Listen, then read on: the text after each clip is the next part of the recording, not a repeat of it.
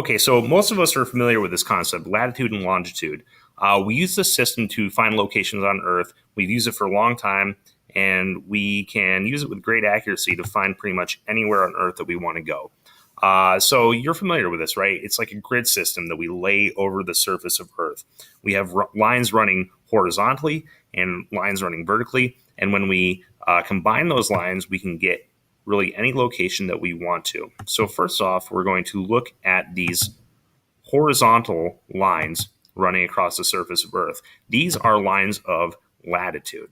Now, latitude is going to be measured from the equator here at 0 degrees, and the equator really cuts the Earth into two hemispheres. It cuts it into the northern hemisphere and the southern hemisphere, and that's how we're going to label our lines. So if any line of latitude north of the equator is going to be labeled north, and any line of latitude south of the equator is going to be labeled south.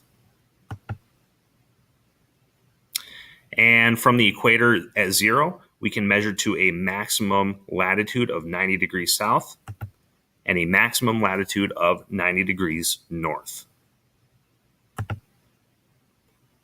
All right, as you could probably guess, we're moving on to longitude now, and longitude are, of course, those vertical lines running across the surface of Earth, and we start longitude lines at the prime meridian. Right here, the prime meridian runs through Greenwich, England, and this starts at 0 degree mark. Now,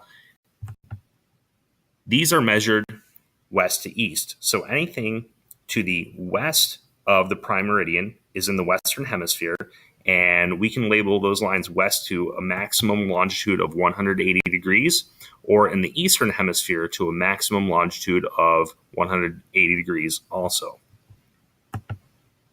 So when we combine these lines, we can find exact locations on Earth, and this is kind of a classic example of a question you might get.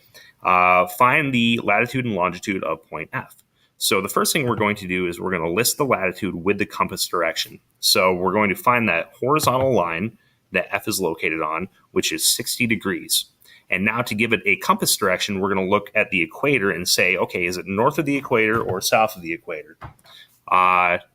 In this case, it is south of the equator. So we're going to say that it is 60 degrees south. Now for the longitude. Okay, we're going to look at that vertical line, and we're going to say that F is located at 120 degrees south. And for a compass direction, of course, we look to the prime meridian. And is it going to be east or west of the prime meridian? In this case, F is located west of the prime meridian in the western hemisphere. So we can list longitude as 120 degrees west. So location F is at 60 degrees south, 120 degrees west.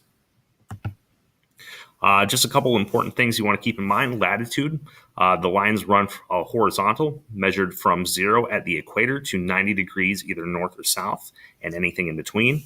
Longitude lines run vertically. They are measured from 0 at the prime meridian in Greenwich, England, and they measure 180 degrees either east or west, depending on the hemisphere they're in. That's it. We will get more specific as time moves on, but for now, this is good to start with.